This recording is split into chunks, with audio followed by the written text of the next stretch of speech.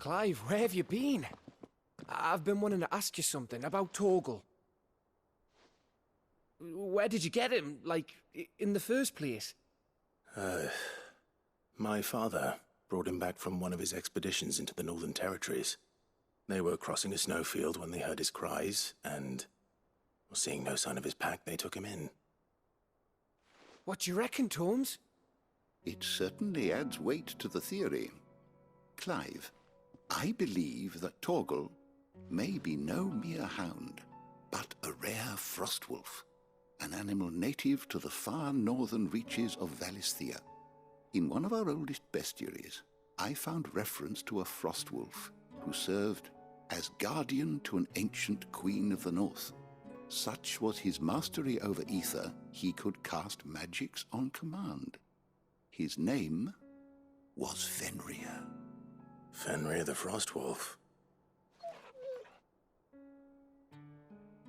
Now, the annals do not state it explicitly, but I have reason to believe this queen was a dominant of Shiva, a girl from the Northern Territories and her faithful hound. One awakens as the dominant of Shiva, and the other? You're saying that Jill granted Torgal his powers? What? Just like Fenrir. People called him my hound, but Torgal and Jill were inseparable. He grew up as a faithful companion to the dominant of Shiva, and years later, his powers awakened, just when his master needed him the most. You're right. If it weren't for Torgal blasting those bastards to Kingdom Come, Jill would have been for it. Quite. Though Torgal's power is his own, his latent birthright as a frostwolf, it had only to be unlocked. Oh, get you, Torgal. You're an even finer hound than we thought. And regarding your original concern, you need not fear for Torgal's health. Why, the beast has the appetite of a behemoth. Just this very morn, I found him with his nose buried in my nuts. There you are! I've been looking everywhere for you. Bernard's here. I need you to introduce us so we can get to work. I shan't be a moment.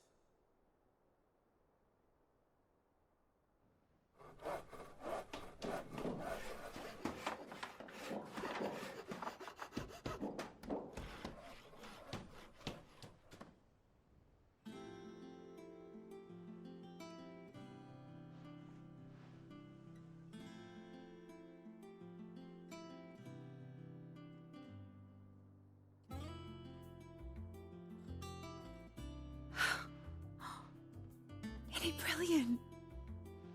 It is. Well, I couldn't have done it without you. You and everyone else. But I promise I'll pay you back.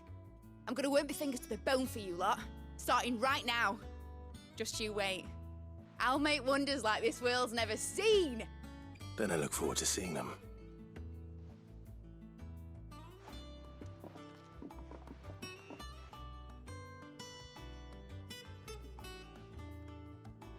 Now that that's settled, I wonder if Vivian's made any progress tracking down Kupka. We have everything we need to begin work in earnest. And work in earnest we shall!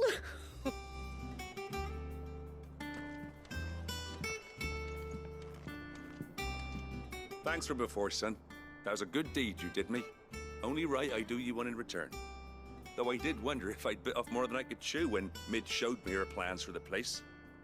If she hadn't been there to tell me what to do, I wouldn't have known where to start. Thanks for letting me do this, Clive. I'll pay you back, I promise.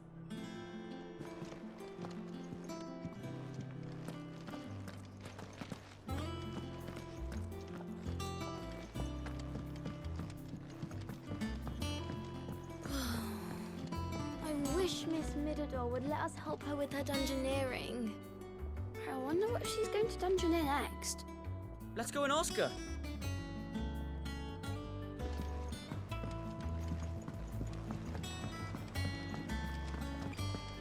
I think I'll wait till Mid's away to take a tour of her dungeon.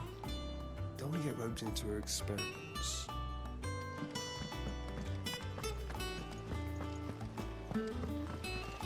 Blackthorn may be the manliest of men, but he does lack a certain tenderness. Goots, meanwhile, is as burly as a behemoth, but as innocent as a babe in arms.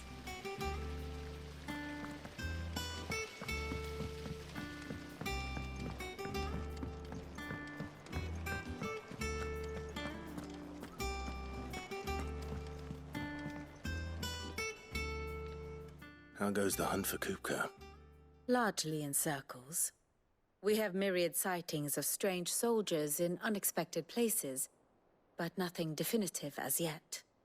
If only we knew for certain by what route he left Rosalith. Well, keep at it. If anyone can piece this puzzle together, it's you. And I'm willing to wait as long as it takes.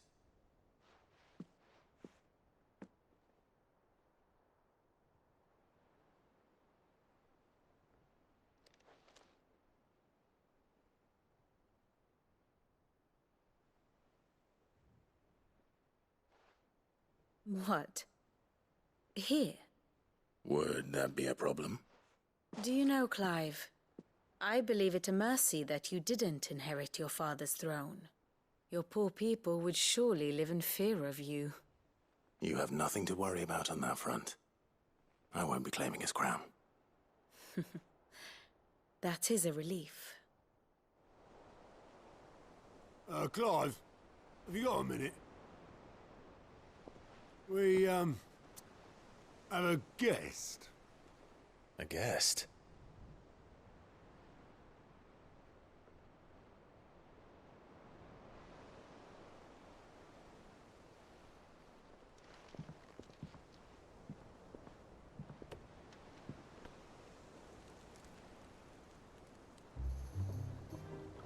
For your trouble. It was a pleasure, in hindsight. Uncle Byron? Clive, my boy! Tap a cask and stoke the ovens for your favourite uncle is here!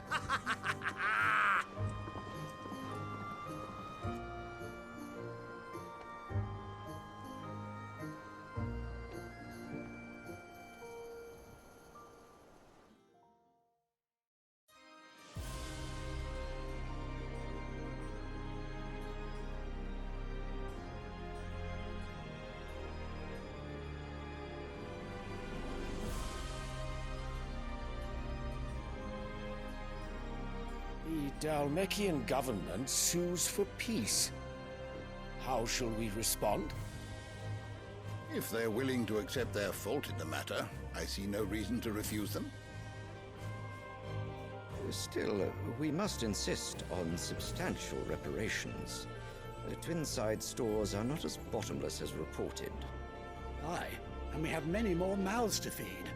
We shall just have to have the Dalmeks empty their treasuries for us.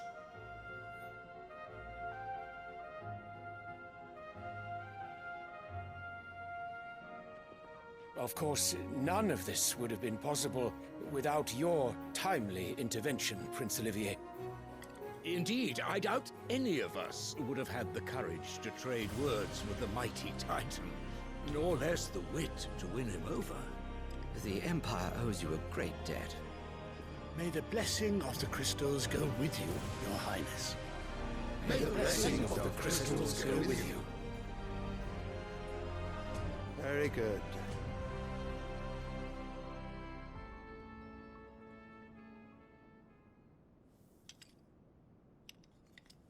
Now, let us come to the question of precisely when the Dalmeks will withdraw their troops. Dion's fire could rid us of them in mere moments. The men of the Fist will not withdraw until a peace treaty is concluded. So let us keep the negotiations open, give them time to gather what gold and trinkets they can, and once they deliver that which we demand, what worth is a piece of parchment? Your Radiance, were Prince Dion to take the field, the enemy would surely send their own dominant to meet him. And while His Highness would of course prevail, there would be heavy losses on both. You need not fear Hugo Kupka. He is engaged on the Western Front. Even were the Dalmex to send for him, he would not arrive in time. As much as I would enjoy witnessing a clash between Bahamut and Titan, it is not to be. And what of your subjects, your Radiance? If the fighting spread to the city proper, the people would bear the brunt of it. There will be losses, it is true. Yet for every citizen who falls, another can be bred. For every home that burns, another can be built. The Empire will live on.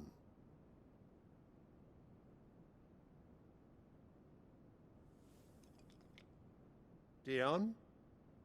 Yes, sire.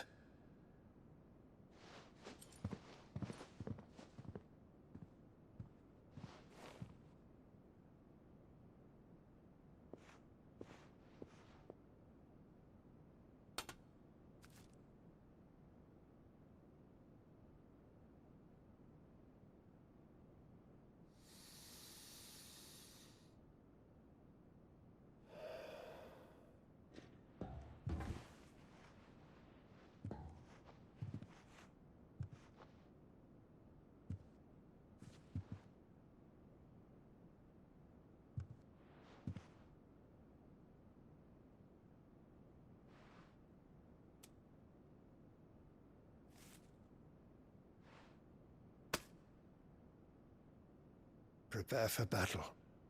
But sire... Do not make me repeat myself. Return to your camp and await my orders.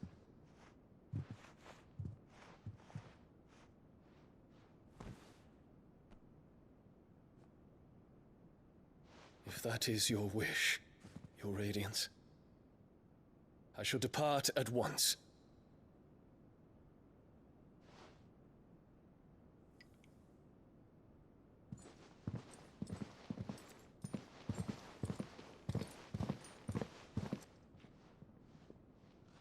May Gregor forgive you.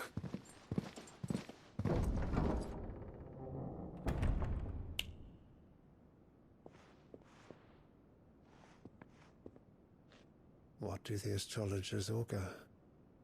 The stars are in agreement, Your Radiance. The shadow of treachery hangs over Prince Dion.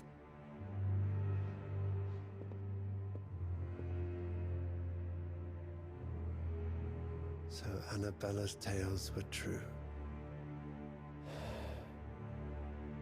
You disappoint me, Dion.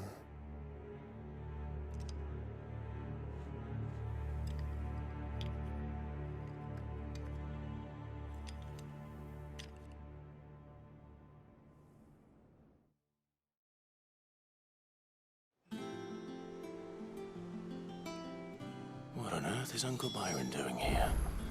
Only one way to find out. Better go and fetch your uncle then, eh?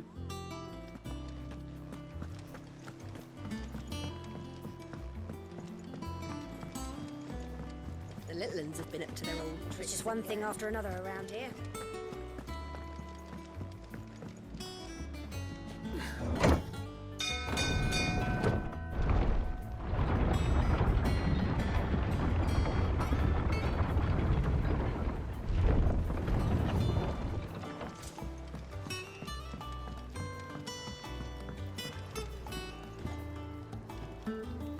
Ah, my dear nephew, how I've missed you. How did you find this place, Uncle?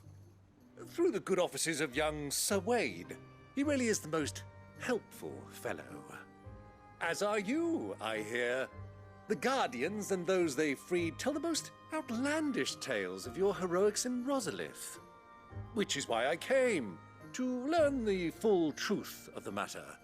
Sort the fact from the fiction, so to speak. You were working with the Guardians of the Flame to evacuate the people of Rosalith to Port Isolde.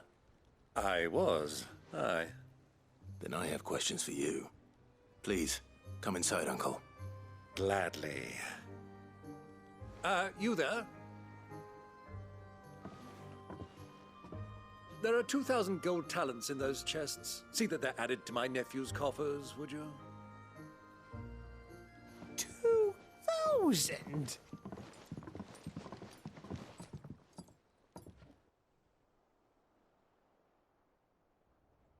And I'm afraid that is all I know. A fleet sailing south past Port Isolde. Most intriguing. Forgive me for not being able to tell you more. I hadn't the faintest idea Kupka withdrew wounded from Rosalith. Still less that my own nephew dealt the decisive blow. What do you think, Vivian? I think, with this news of the Dhalmekian fleet and recent reports of the Royalists' movements, that the final piece of the puzzle has fallen into place. Come here and I'll show you.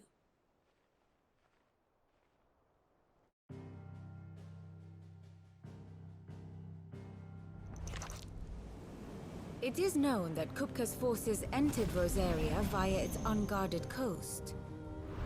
So can the same be said of your visitors from Waloed? Certainly, her Royal Navy is famed for the efficiency with which it bears her knights from one battlefield to the next.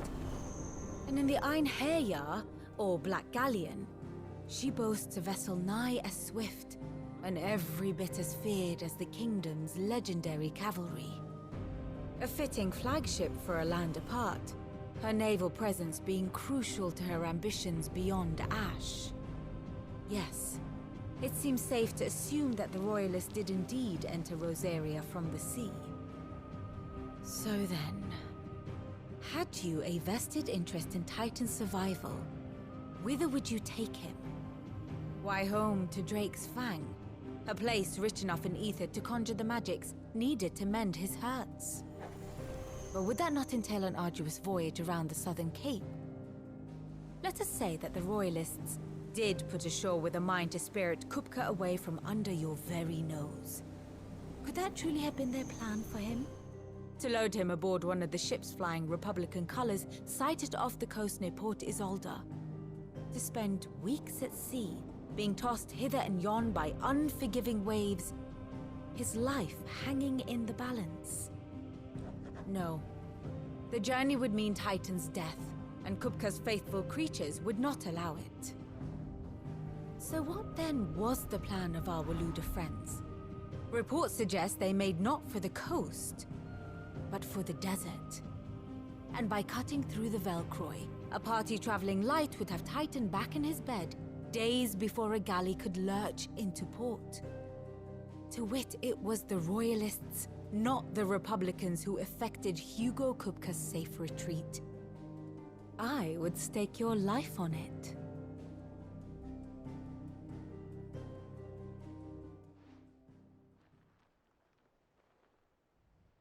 So it was the Waludas who spirited the wretch away. Now I think about it, there was something a little strange about the ships I saw. The men seemed almost crestfallen, as if in mourning, as if they believed, or were made to believe, that their master was dead. You have a keen mind, Lord Rosfield. And you have your answer. To find Kupka, you have merely to follow the Royalist trail across the Velcroy. It may well have gone cold by now, but as they say in the Republic, all roads lead to Drake's Fang. Allow me to accompany you part of the way. As luck would have it, I had intended to journey Canberward on business after visiting you here. The Fang would be but a short detour. I'd be glad of the company. Give me a moment to make ready. I need to tell my friends what we've learned, and where we're going. Very well, but be quick about it, my boy. Time waits for no man.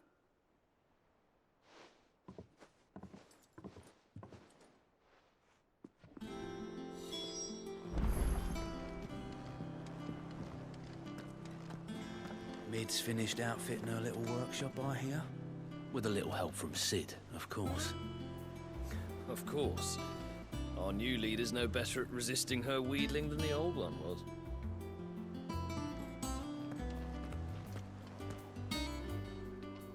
Otto, Kupka's at Drake's Fang. I'll be leaving before sunset. You're not going in there alone, are you? Don't worry. I'm not going there to destroy the Mother Crystal. All I'm after is Kupka's head. I won't risk any more than I have to. I promise. The Lanza and the Fang are all Kupka's personal fiefdom. You have any trouble on the way, you ask for Rosina Dalamil. Some call her the Desert Hare. Who is she? An old associate of Sid's, and only Sid's. All I know is the name, and that they used to meet at the Dalamil Inn. We've heard nothing from her since he died. But I'm thinking maybe the new Sid might be able to bring her back into the fold. Thanks. I'll keep that in mind. So, what about your uncle? I mean, he's welcome to stay, but... Don't look so worried. He'll be coming with me. Thank fuck for that. Gav, Otto, I'm leaving you two in charge. You can count on us.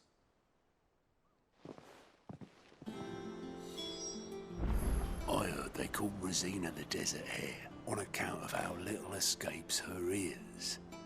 That and her habit of bolting at the first sign of danger. But if she knew Sid was looking for her, she might just be tempted back out of her burrow. What's wrong, Gav? It's this gold your uncle gave us. Are you sure it's all right for us to take it? My uncle isn't easily refused, especially where dispersing his wealth is concerned. But 2,000 talents? I don't even know how much that is in Gil. It's the price of a quayside mansion in the Crystalline Dominion. He sold one to fund our endeavor. He was hoping to part with it anyway, what with war brewing in the region. And, luckily for him, a Sambraquan noble was willing to pay over the odds for a foothold in the Holy Emperor's neighborhood. But still, 2,000 talents? I mean, is it normal for nobles to give away that kind of money? It's normal for my uncle. Fuck me. Oh, the other half live, eh? Well, now that we've got a few gil to rub together, do you think it'd be all right if I splashed out on a few bottles of Lost Wing's finest? Here, leave some for the rest of us, Otto. If he's filling his cellar, I'm filling our larder, starting with a barrel of the best salt-cured northern salmon. I'll leave you to decide how best to use it. Just don't spend it all at once, all right?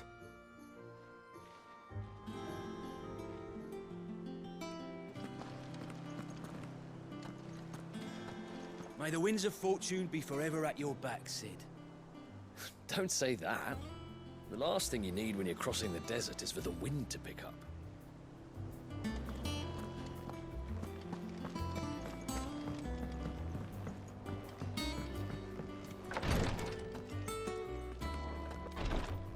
Jill's staying here, and that's that.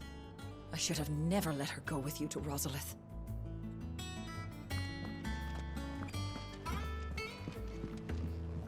I'm fine, Clive, really. I just need some rest.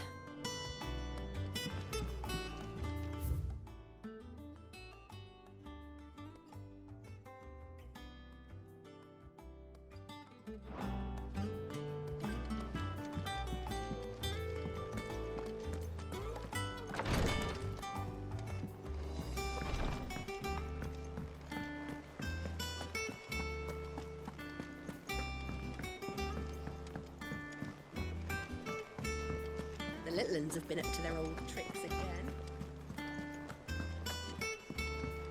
Who's this blue blood?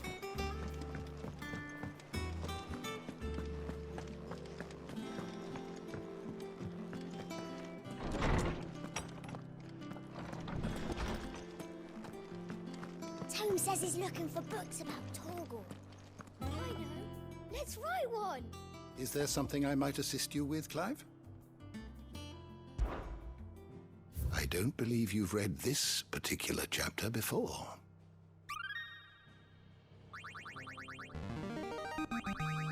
I have quite the find for you today. You wish to study the tomes? You are always welcome, Clive.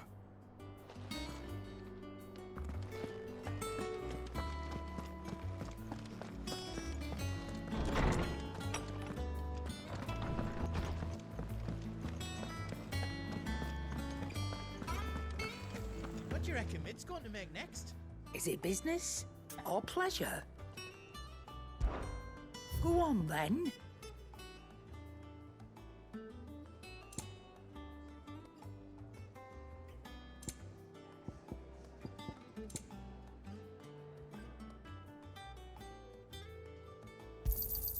It'd better all be here.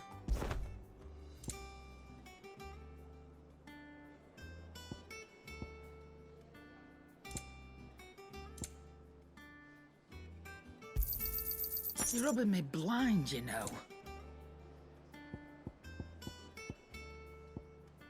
Is that all?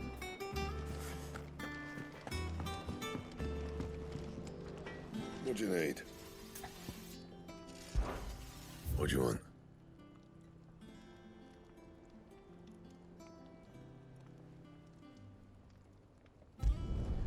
No scratches, all right?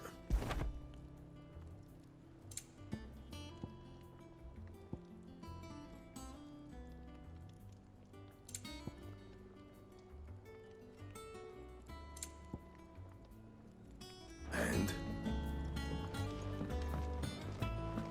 Sid's going to find Kupka.